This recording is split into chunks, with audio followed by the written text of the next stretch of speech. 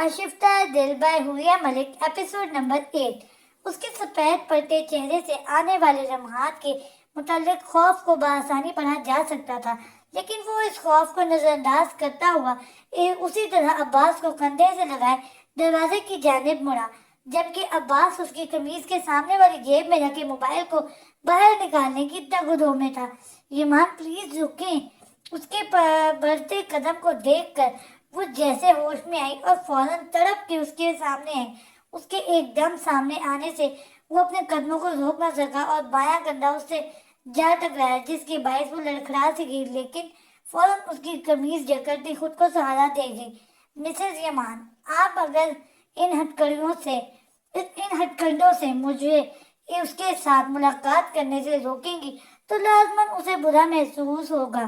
گہری نگاہوں سے اس کے مضطرب سراپے کو دیکھتے ہوئے اس نے محظوظ کن انداز میں کہا، تو تصادم پہ خود کو سنبھالتی عائشہ اس کی بات کا مفہوم سمجھتی سرداپا جھنجھنا اٹھی۔ آپ اس کی قمیض چھوڑتے ہوئے اس کے سخت لہجے میں اسے کچھ کہنا چاہا، لیکن موقع کی نزاکت کو سمجھتی لب بھیج گئی۔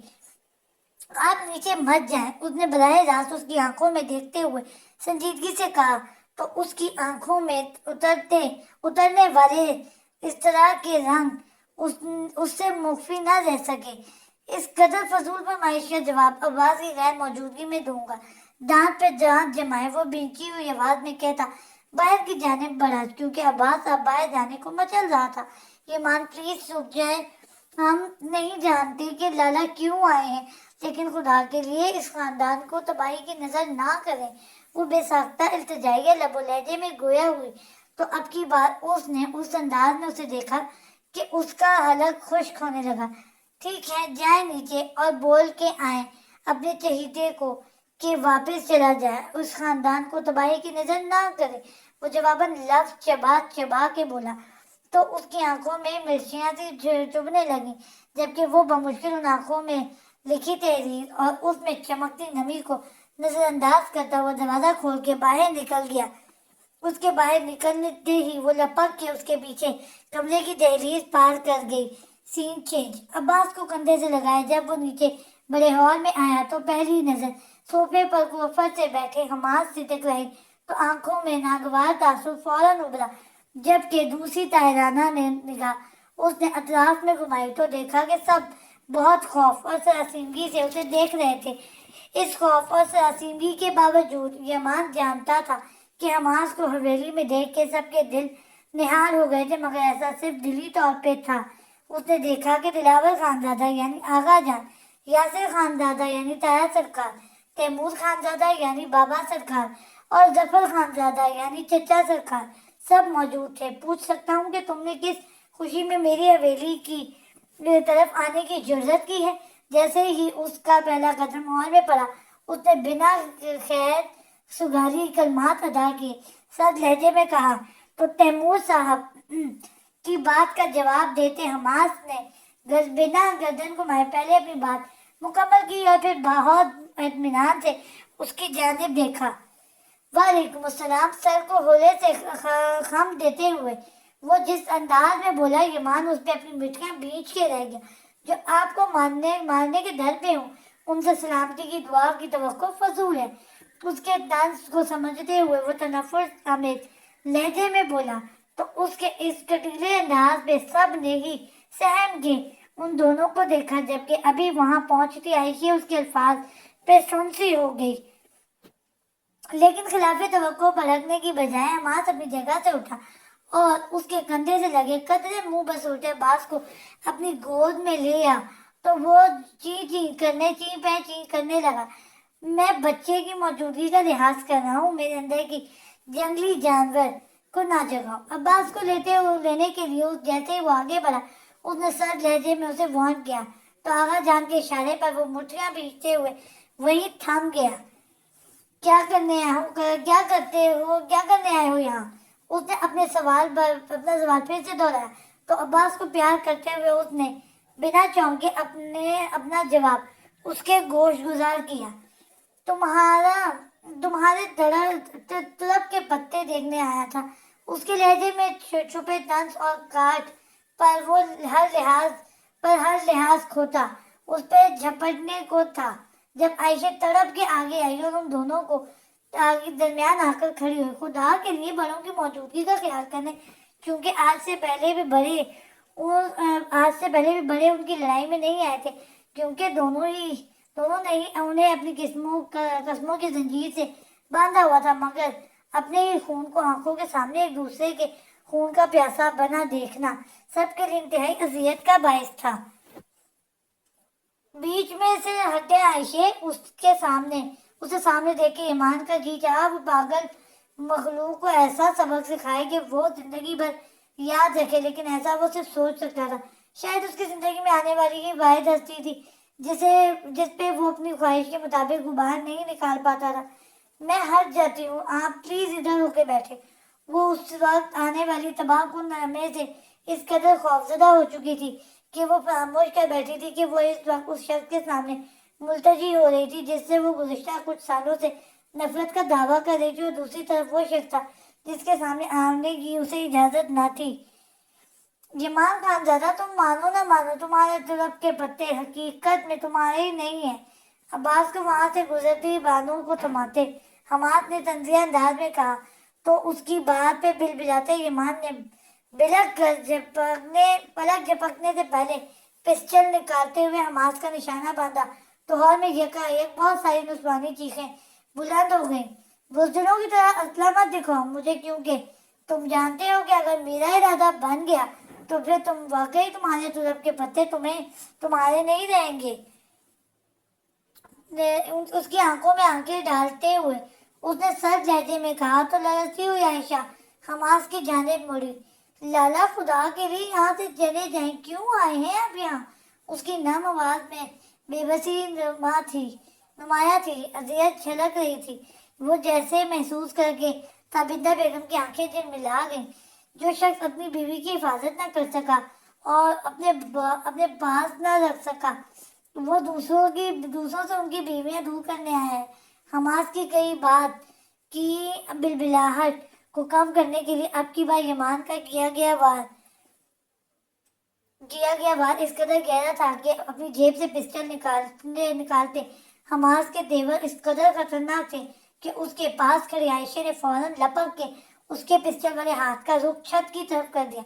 अगले ही लम्हे गोली सीना चीरती आवाज गोया कानों के पर्दे फाड़ गई। पागल हो गए हो तुम दोनों? अब की बार आगा जान जब्त ना रख सके और खड़े होते हुए बुलंद आवाज में गरजे, लेकिन उन दोनों पे ही कुछ असर ना हुआ। वो यूं ही नफरत अंगेज निगाहों से एक दूसरे को देखते, एक दूसरे पे निशाना बांधे खड़े थे। मुझे पता नहीं था कि तुम्हारे साथ बताए गए पल जहर का एक ऐसा गोला बन जाएंगे जिनका तरियाक भी मुमकिन नहीं हो सकेगा, क्योंकि मैं जानता नहीं था कि जो मैं खा रहा हूँ वो जहर है या शहद।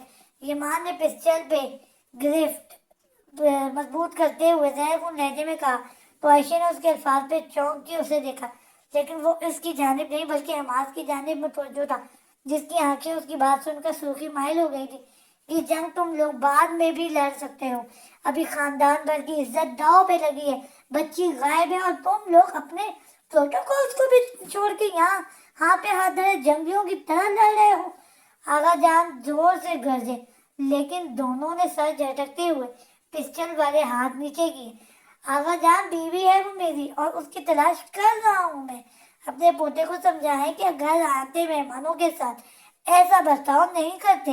पल में अपने रंग बदलता वो कंपोज लहजे में कहता, फक चेहरे के साथ खड़ी आयशा के करीब हुआ, उसे नरमी से लगा के उसका सर चूमता सोफे पे बैठ गया। जबकि उसे यूं आयशा को मिलते देखते उसकी आंखें जलने लगी। न जाने क्यों उसे बेसाख्ता नूरे की याद आई थी, और ये ऐसी याद थी जो सारी खुशनुमा यादों के एहसासात खा जाती थी। इसीलिए वो बिना कुछ कहे मुड़ा और लंबे लंबे ढक भरता बाहर निकल गया, जबकि सोफे पे बेनियादी से बैठे हमास के चेहरे पे तकलीफ दे तासुर फैला, जिसे फौरन छुपाते हुए वो तैमूर साहब की जानिब मुतवज्जो हो गया।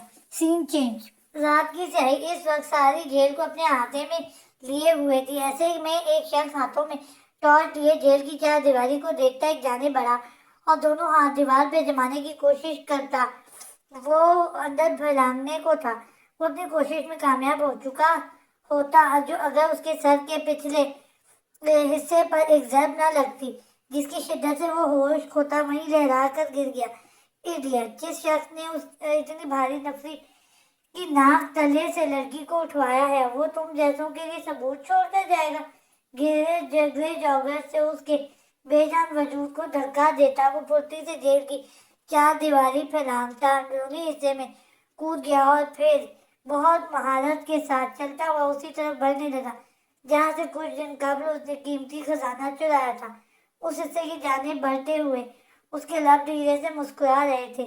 سین کیج سفید اور فیروزی رنگ کی لانگ شرٹ اور ٹراؤزر کے ساتھ ہم رنگ دوپٹہ کندھوں پہ پھیلائے وہ کھڑکی کے پاس بیٹھی باہر دیکھ رہی تھی۔ اس کی خوبصورت آنکھوں میں اس وقت اداسی بالکل لے رہی تھی جبکہ لمبی مخروطی انگلیاں بے چینی سے ایک دوسرے سے بےبس تھی جبکہ دماغ میں پراگندہ سوچوں نے ادھم مچا رکھا تھا۔ وہ نہیں جانتی تھی کہ اس کو جیل سے اغوا کر کے ادھر لانے والے شخص کا مقصد کیا تھا کیونکہ اس روز کے بعد سے وہ گزشتہ 4 روز سے اس کے پاس نہیں آیا تھا لیکن یہاں اسے مکمل آزادی دی گئی تھی۔ جو راتیں اس نے ویران اور تاریک کمرے میں گزاری تھی ان کے مقابلے میں یہاں راتیں پرسکون تھی لیکن اس کے لیے نہیں کیونکہ وہ یہ جانتی تھی کہ اس کو یہ سب بنا مقصد کے نہیں دیا جا رہا تھا کہ جو شخص جیل میں اس حد تک موبائل بھجوا سکتا تھا وہ اسے جیل سے نکلوا بھی تو سکتا تھا۔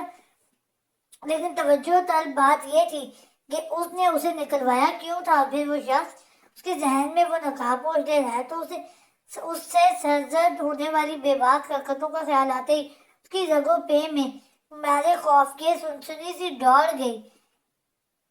وہ ابھی اس کے متعلق سوچ رہی تھی جب دروازے پر ایک دم سے دستک ہوئی تو وہ بری طرح چونکی۔ کون؟ وہ اتنی ڈرپوک یا عدم اعتماد ہرگز نہیں تھی لیکن بے در پہ ہونے والے حادثات نے اس کے شخصیت کو چکنا چور کر دیا تھا۔ بی بی جی صاحب نیچے آئے ہیں۔ وہ کہہ رہے ہیں کہ نیچے آ کے کھانا کھانے۔ ملازمہ کی پہاڑ ڈال لیکن مؤدب آواز گونجی تو اس نقاب پوش کا خیال آتے ہی دھڑکنیں سست ہو گئیں۔ مجھے کھانا نہیں کھانا۔ اس نے فوراً انکار کیا۔ بی بی جی صاحب کہتے ہیں کہ آپ نے اگر کھانا نہیں کھانا تو میرے کمرے میں آ جاتا تو میں کمرے میں آ جاتا ہوں۔ مل کے مووی دیکھتے ہیں۔ ملازمہ کی روبوٹک آواز میں کہے گئے جملوں میں چھپے معنی خیز رونگٹے کھڑے کر گئے۔ وہ اچھلتی ہوئی اپنی جگہ سے اٹھی۔ اب جاؤ نیچے میں آتی ہوں۔ اپنی بے بسی پر اسے جی بھر کے رونا آیا لیکن آنسو ضبط کرتے ہوئے اس نے ملازمہ کو کہا اور خود فریش ہونے کے لیے واش روم کی جانب بڑھ گئی۔ ایک نمبر کا شاطر اور کمینہ ترین انسان ہے تو۔ موبائل کان سے لگائے وہ کمرے میں سے ملحقہ ٹیرس پہ ٹہلتا دانت پیستے ہوئے بولا تو دوسری جانب سے نہ جانے کیا کہا گیا کہ اس کے لب نہ چاہتے ہوئے بھی مسکرا دیے۔